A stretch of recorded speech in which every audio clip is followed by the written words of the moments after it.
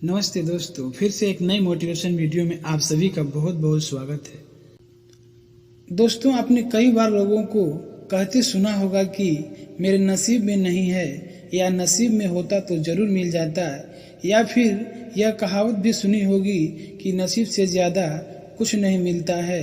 आज मैं नसीब की बात क्यों कर रहा हूँ, आप लोग ये सोचते होंगे। इसलिए कर रहा हूँ कि आज का टॉपिक है नसीब का लिखा। 15वीं सदी की एक कहानी है। किसी गांव में एक बहुत ज्ञानी पंडित रहा करता था। पंडित आजू बाजू के सारे ही गांव में बहुत प्रख्यात था और इसी वजह से वो बहुत धनवान भी था। पंडित का परिवार ज्यादा बड़ा नहीं था। पंडित अपनी पत्नी के साथ अपने बहुत बड़े घर में अकेले रहता था, क्योंकि पंडित को कोई बेटा था नहीं। ले दे के एक बेटी थी जिसका विवाह पास के गांव वाले एक श्रीमंत लड़के से हो चुका था। पंडित ने शादी से पहले अपने होने वाले दामाद की अच्छे से जांच पड़ताल की और उसके बाद अपनी बेटी का भविष्य ठीक से पढ़ा लिखा और उसके बाद जाकर बेटी की शादी की थी। लेकिन चंद सालों में ही पंडित का दामाद बुरी आदतों के चुंगल में फंस गया। जुआ और शराबी की बुरी लत ने उसे सड़क पर लाकर रख दिया था।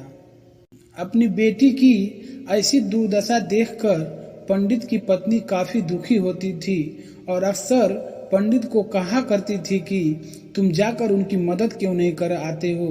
पंडित हमेशा अपनी बीवी को यह कहकर उनकी मदद करने के लिए मना कर देता था कि अभी कुछ समय तक उनका बुरा वक्त चलना है। हम चाहे कितनी भी कोशिश कर लें, जो उनके नसीब में है वो उन्हें हासिल जरूर होगा। पंडित की ऐसी बातों से उनकी पत्नी काफी दुखी हो जाया करती थी। मन ही मन सोचती थी कि कैसा स्वार्थी पिता है, अपनी बेटी को इतने कष्टों में देख के भी उसकी मदद करने के लिए मना कर देता है। आखिर भगवान ने जो इतना सारा धन दिया है उसका क्या करेगा। हमें कोई और औलाद भी तो नहीं है, ले दे के एक बेटी है और उसके लिए कुछ भी नहीं करेंगे तो किसके लिए करेंगे। पंडित ऐसा नहीं था कि वो अपनी बेटी से प्रेम नहीं करता था, लेकिन उसने अपनी पुत्री की कुंडली इतने अच्छे से पढ़ी थी कि वह पहले से ही जानता था कि वह चाहे किसी भी लड़के से शादी करती, लेकिन उसके जीवन में यह समय तो देखना ही पड़ता, यह समय तो आना ही वाला था और बिना इसे भुगते उसको छुटकारा नहीं मिलने वाला था। एक दिन खाने पीने के लिए भी मोहताज हो चुके पंडित के बेटी और दामाद उसके घर पर आए। पंडित ने और उसकी बीवी ने दोनों खूब आदर सत्कार किया और खूब अच्छा खाना खिलाया।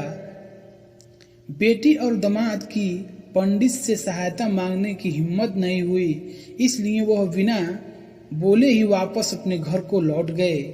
लेकिन माँ तो माँ होती है, पंडिताइन से रहा नहीं गया और बिना पंडित की इजाजत से उसने चोरी छुपे बूंदी के लड्डू बनाकर उसमें सोने के सिक्के रख दिए और बेटी और दामाद को दे दिए, ताकि बेटी और दामाद का कुछ आर्थिक सहायता हो सके।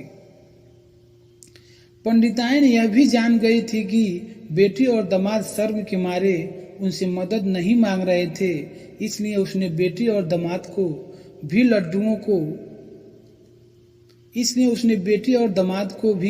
लड्डुओं में छिपे सिक्कों के बारे में कुछ नहीं बताया था।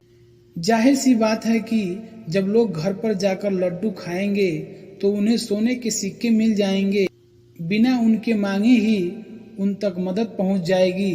ये सोचकर पंडिताइन मन ही मन अपने बेटी की मदद करने के लिए बहुत खुश होने लगी। पंडित के दामाद और बेटी उन लोगों का आशीर्वाद लेकर अपने घर की तरफ रवाना हो गए। उन दिनों गाड़ियां तो होती नहीं थी, घोड़ा गाड़ी या बैल गाड़ियां चलती थी। अगर समय पर पैसे ना होते तो चीजों का लेन देन से व्यवहार होता था। बेटी और दामाद का गांव पंडित के घर से कोसों दूर था, फिर भी पैसों की कमी के चलते वह चलकर अपने गांव की तरफ निकल पड़े। थोड़े दूर ही चले थे, पंडित की बेटी के पैर में मोच आ गई और अब उसका चलना भी मुश्किल हो गया। पंडित के दामाद ने जब देखा कि उसकी बीवी अब बिल्कुल चलने में सक्षम नहीं है तो उसने एक टांगा अपने घर तक किराए पर ले लिया। दोनों पति पत्नी टांगे में बैठकर घर तक पहुंच गए, लेकिन टांगे वाले को देने के लिए उनके पास पैसे नहीं थे।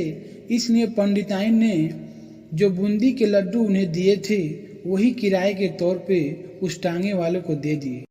टांगे वाला बूंदी के लड्डू को लेकर वहां से चला गया। टांगे वाला अपने घर की तरफ जा रहा था, तब उसे एक हलवाई की दुकान दिखी। उसने सोचा कि थोड़े से बूंदी के लड्डुओं से मेरे घर के लोगों का पेट थोड़ी न भरने वाला है। इससे अच्छा है मैं इन बूंदी के लड्डुओं को बेचकर उनसे कुछ चावल खरीद लेता हूँ। टांगे वाले ने बूंदी के लड्डू हलवाई को बेच दिए। जिस गांव में वह हलवाई रहता था उसी गांव में एक आदमी ने अपने घर पर पूजा रखी थी और उसी पंडित को उस पूजा के लिए बुलवाया था। पूजा में लगने वाले प्रसाद के लिए उस आदमी ने उसी हलवाई से बूंदी के लड्डू जहां पर उस टांगे वाले ने बेचे थे, हलवाई ने उसी आदमी को टांगे वाले से खरीदे हुए लड्डू ही पहले दिए। इसलिए पहले दिए कि वो लड्डू खराब न हो जाए, क्योंकि वह नहीं जानता था कि यह लड्डू कब बने हैं।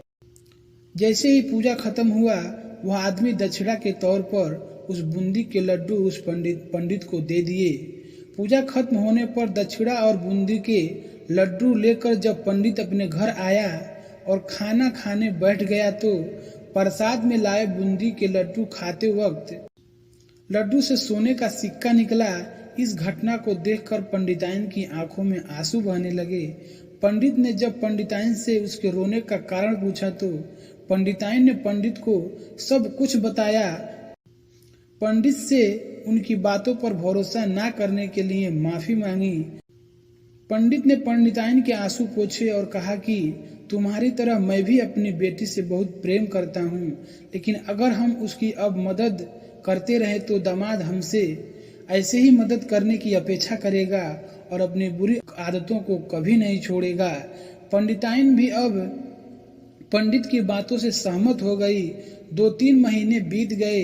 पंडित के दामाद और बेटी फिर से एक बार उसके घर आए और इस बार उनकी परिस्थिति पहले से बेहतर थी, क्योंकि पिछली बार खाली हाथ जाने के बाद दामाद ने नया काम शुरू कर दिया था और अपनी सारी बुरी आदतें भी छोड़ दी थी। इसलिए कहते हैं कुछ लोग होते हैं कि मदद करते ही जाना उनकी आदत बन जाती है। उनके उस हाल पर छोड़ देना उनको खुद मालूम पड़ जाता है कि अपना नसीब हम कैसे बनाएंगे। नसीब का लिखा नहीं बदलता है। यह कहानी आपको कैसे लगी? क्या आप भी नसीब पर भरोसा करते हैं या फिर आप उन लोगों में से हैं जो अपना नसीब खुद अपने हाथों से लिखना चाहते हैं? तो दोस्तों, चैनल पर नए होंगे तो सब्सक्राइब कर लीजिएगा। फिर से मिलते हैं एक नए मोटिवेशन वीडियो में। तब तक के लिए जय हिंद, जय भारत।